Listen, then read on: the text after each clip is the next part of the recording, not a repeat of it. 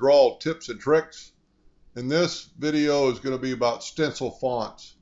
From time to time, either a laser engraver or even a plasma cutter is going to need a stencil font. You're either going to make a stencil font for making a stencil for somebody to spray paint through it, or just hold it together. In a plasma cutter, you're going to need it so that part of the D and that part of the O do not fall out of the picture. You can always go to like a stencil font, and you can go to find a lot of them on the internet. And I've used them before, but I've never really been quite happy because they stencil every letter that doesn't need to be stenciled. Like the U did not need to be stenciled, but they stenciled it. So in a previous video, I've showed how to make a stencil font by, taking the letter, taking away the fill, and just having your red hairline. And there's a couple ways you can go about this, but the easiest way to do it, instead of trying to weld it and figure out what to do, just take your virtual segment delete key and just delete these lines that you don't need. And here's a little insight. You need to first turn these two letters into a curve. So that's a good thing. And then you just go and delete what you don't need. And if you always, if you make a mistake and delete a line, you can always go back. But that's a pretty good way. It's good, crisp, clean lines, and you can only need to do the letters that you need to do. I sometimes go ahead and do all the letters, like this one is, and you don't have to be precise. Like this is very, very precise where they've cut them.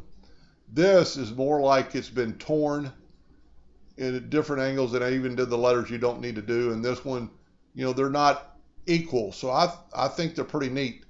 So the way to do that, probably the easiest way to do that, is just take your eraser tool. It's under the same thing. You just go to eraser, kind of pick your dimension, and that's probably good enough. And you can do, all you have to do is take the eraser, click on the item, and then erase it. Click on the item and erase it.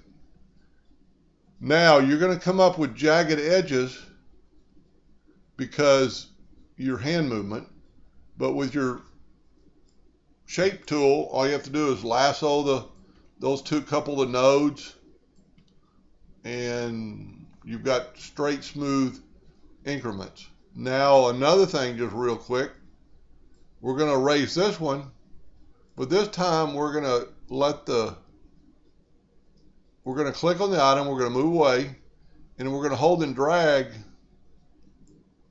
and it gives you a straight line. Well, it's not actually doing what I wanted it to do.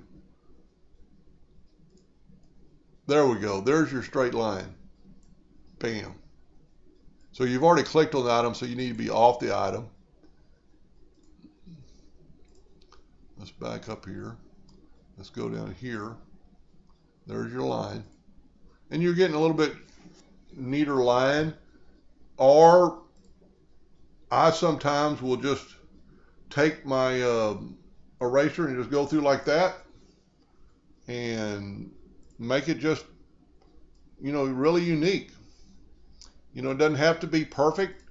You're making just a stencil or something like that, and maybe you can take away some of that G. But anyway, I hope that helped a little bit. And so let's go back here. So then once you've created your stencil, just click on your item, left click for no fill, right click, and I'll use red for hairline, and you can see down at the bottom is a hairline, so it's going to cut it out. And there's a good example. You can see a couple of those nodes, but you can very easily click on each one of them and individually erase them. Or if there's quite a few, and I'm just going to erase these, just lasso them, it selects them all and erase them. This is a good deal for plasma cutters. You don't want those nodes in there, so any node that you don't have to have, take it away.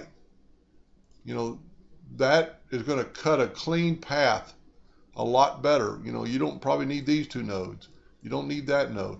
As long as you have, and it doesn't change the character of the number or the letter, you know, and you can always change it back a little bit. Maybe what I would do here is select both those, left click, make it to a line. Then you're going to get a straight line.